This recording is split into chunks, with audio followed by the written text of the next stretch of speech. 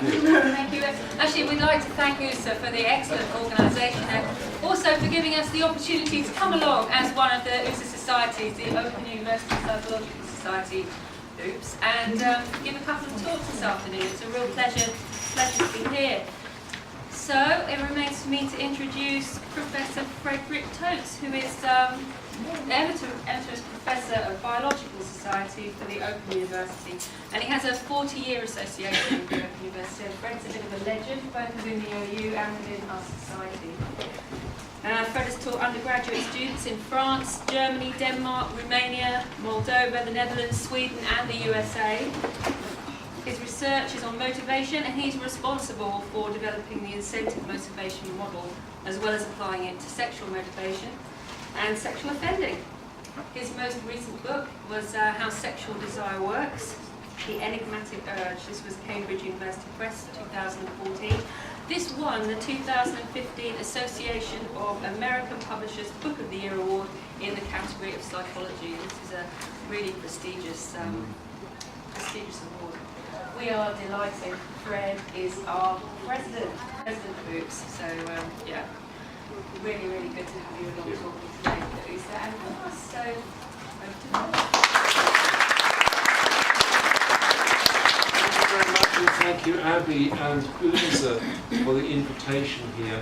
I'm sorry that it is such a terribly awful subject, but we do need to learn more about it in order to understand the causes and what on earth can be done about it. And there are various forms of serial killing for different motivations, but what I shall be speaking about here today is sex-linked, which is distinct from these other possible motives for serial killing, and it becomes a bit more complex than that, in that sex tends to lock itself in interaction with other motives, such as the motive for attention in some people, or the motive for revenge. So there are not clear boundaries between these categories, but they're sort of, kind of clear to some degree. Now, this is something that affects all strata of society, all social classes. It is mainly from the disadvantaged classes, the so-called lower classes, I don't like that term, but the disadvantaged classes, socioeconomically, mainly, but by no means exclusively. So, for example, Russell Williams was the commander of the largest military base in Canada. He was found guilty of sex-linked serial killing. Now, there's no way that you call the commander of the largest military base in Canada disadvantaged. So it cuts across social classes. And how does it arise? Well, there is probably as many different ways that it arises as there are serial killers. But one trajectory is as follows. It often, but by no means always, starts out with low-level delinquency, then low-level crime, e.g. theft, then relatively low-level sexual offending, relative of course, all is serious, exhibition and voyeurism, then sexual assault, and finally, and most tragically, sexual killing. So there's a kind of career, I can almost put it, career progression. It's as if they're ascending a gradient of ever more arousing and illegal and naughty things to do. And that's by no means the only one, though. Now, it has some properties. If you can understand conventional sexuality, you've gone most of the way towards understanding aberrant sexuality. So it has in common a number of properties in common with normal sexual behaviour, and it fits principles of motivation that have been developed to understand perfectly normal consensual sexual behaviour.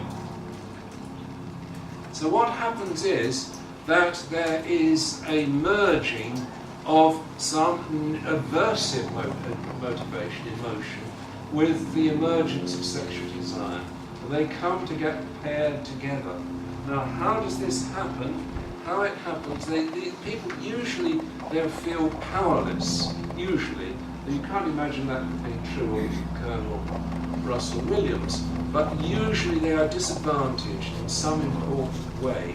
They've usually been mocked, ridiculed for something, and feel completely helpless and powerless, and at last they find a weapon whereby they can exert power. They feel that they've not been dealt a fair hand usually.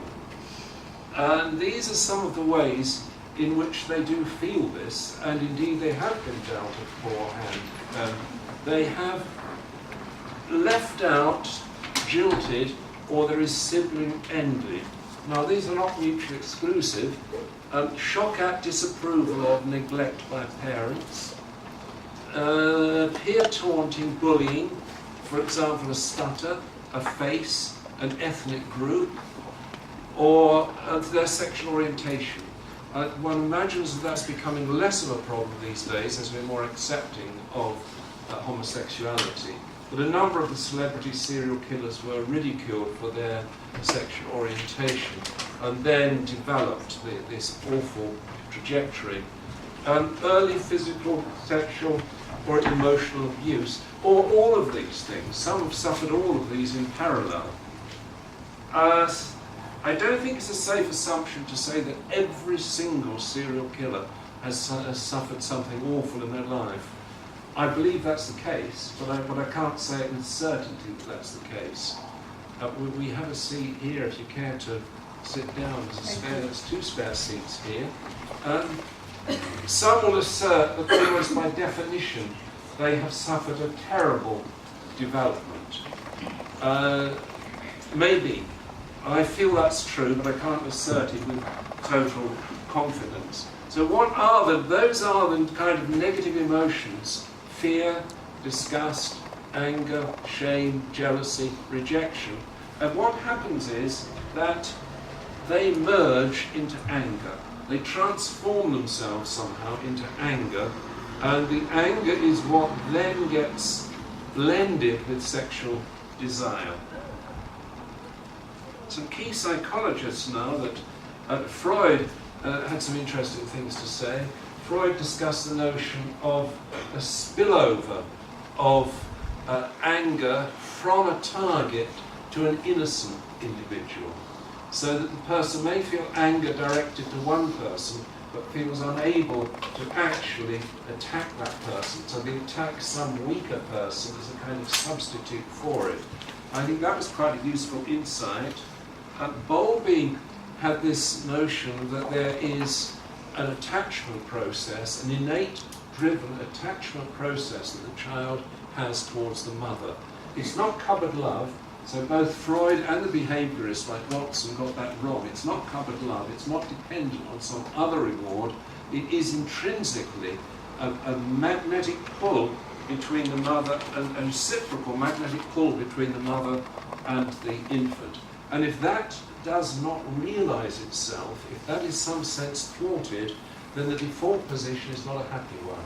It could be a very dangerously negative one if there isn't that bonding whereby the infant learns there is an attachment figure that is available.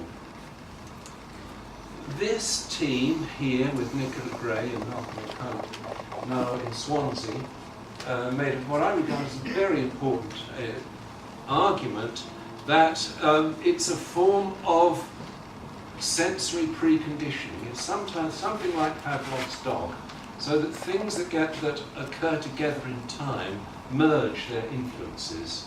And that can happen in real experiences in the world, or in the world of fantasy, or most likely both of them. So you have an aversive stimulus, you have a sexual stimulus, they get paired, and the aversive stimulus then calls up an aversive reaction and a sexual desire reaction. Sexual desire calls up a sexual reaction and an aversive reaction. So they've combined themselves. And it's somewhat similar, it's not exactly the same as classical conditioning, but it's a similar process. Head principle, neurons that fire together, neurons that fire together, wire together. So when two neurons are active simultaneously, they tend to interact, they sensitize each other. That seemed to be the kind of process. Skinner, I think, is a crucially important figure, one of my favourites in the history of psychology, I have to confess. Not everybody's favourite. But what Skinner contributed is the power of positive reinforcement. And what's happening in this case, that these people have at last found something in their lives for which they're positively reinforced. They're often a failure at absolutely everything, a disaster at everything, but at last something comes along that they derive from it positive reinforcement. And an important extension of this is, they can even, if you extend Skinner's analysis, they can even positively reinforce their fantasy. Because in the fantasy world, you have total control over everything. And so you can get a successful, happy conclusion to your fantasy, and if it's accompanied by masturbation, then that strengthens it still more. And another figure is Albert Bandura, the idea of role modeling. They often role model powerful figures, and the family is often a complete disaster, and the only way anyone gets anything done in the family is by bullying and violence. And they learn, they model that, and subsequently when they do become serial killers, they become determined to become the best possible serial killer, the most notorious of all time, and that they have a sort of standard by which they say Ted Bundy is most usually the reference point of evil, if you like.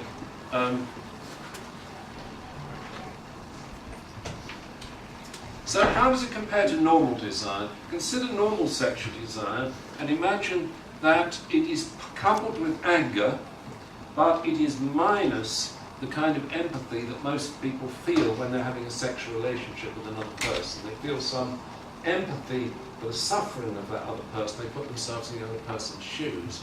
So they have an added dose of anger, and the empathy is largely lacking. And with consensual sexual behaviour, there is excitation and an active process of inhibition. And it's the balance between the two that determines whether behaviour happens or not. And so this exactly same principle, you see so many features of normal sexual behaviour in these people, but you just tweak it a bit in 2 or 3 places, and whoop, out comes something horrendous. So you see here, now I'll show you some umbrellas. It's sort of, fantasy. I mean, we all have, well, I guess we all do, most of those sexual fantasies. These people have particularly rich sexual fantasies involving violence. They often have fetishes.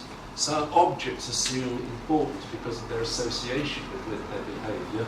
And sometimes partialism is a kind of fetish where there is an attachment to a particular part of the human body.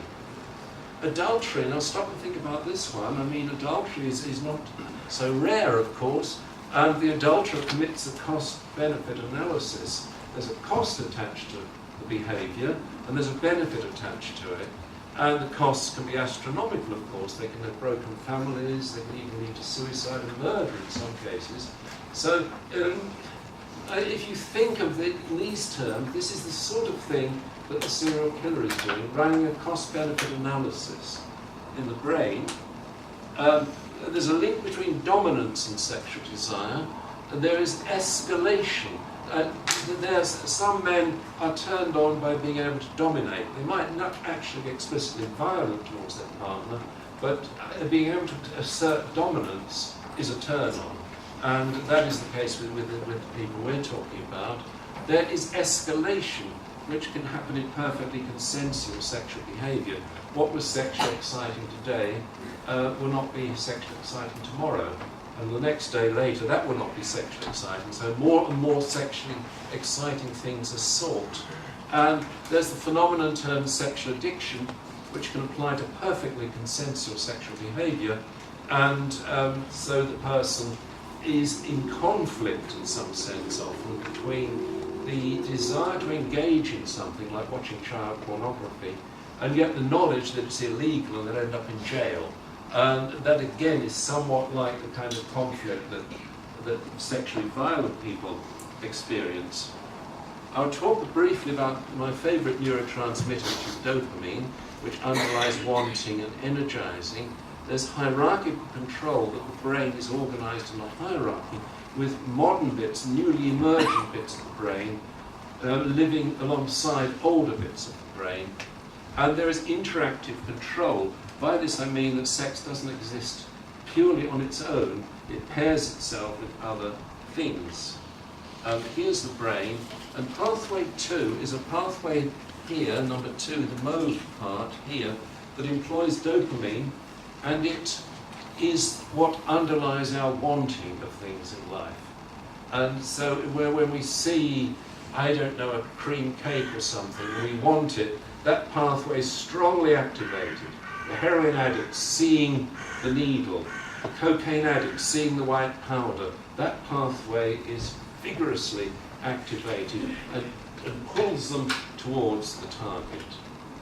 And this is the case with serial killers. It seems as if the prospect of sexual violence particularly activates that pathway there.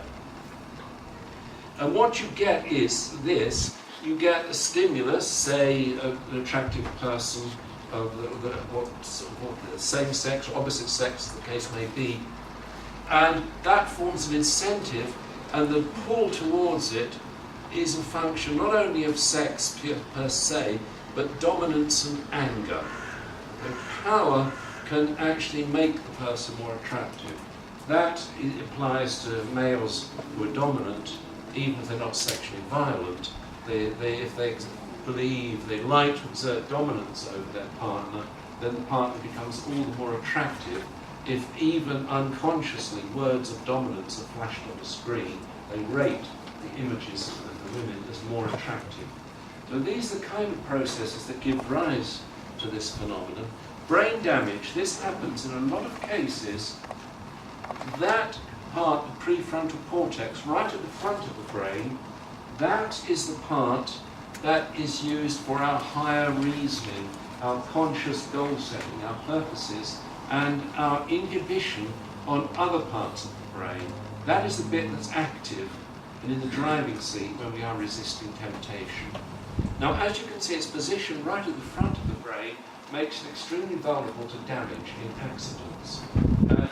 Commonly, these people have suffered traumatic accidents. Fred West, for example, hit his head twice, was unconscious for 9 days the first time after a motorbike accident. The second time, he was groping a woman and she pushed him away and he fell down the fire escape, hit his head again. This appears more common than in control group, this kind of prefrontal damage.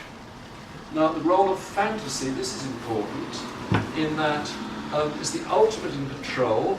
It can be stress-related. Stress will trigger sexual fantasies. It can be elaborated, refined. So pornography, the images of pornography can be assimilated into the storyline. That can happen with any of us. We don't need to be sexual serial killers. Real action can be so trial action, stalking or something like that can all be incorporated in the storyline. And fantasy activates that region, that dopamine pathway I said, that leads to a structure called the nucleus accumbens, NACC. And so fantasy has in common with reality that it triggers that same pathway. Go get it, go forward. Can be reinforced, it's a success of the storyline, orgasm through masturbation. It creates the pressure for action. When the fantasy gets so intense, the person is not satisfied, they then feel the need to escalate the fantasy into action. Role of brain plasticity, here we are. So what happens is that you get a stimulus that originally has triggered something like fear or pain. But then in time, that stimulus is able to trigger sexual desire as well, so positive or mixed emotions. And let's see to repeat this. So, there could be a transient effect there. It can be a short-term effect. And here's an example, a totally harmless example of this in action. The rope bridge experiment, one of psychologists' most eccentric, but quite interesting. So men are stopped after they've crossed a rope bridge. The assumption is it's quite scary. It is if anyone's ever been on one. I have, and I really couldn't wait to get to the other side. And then they're stopped by an attractive research woman who asks them various questions and looks at the sexual imagery in what they come up with, and then offers her telephone number to them if they want to get in touch.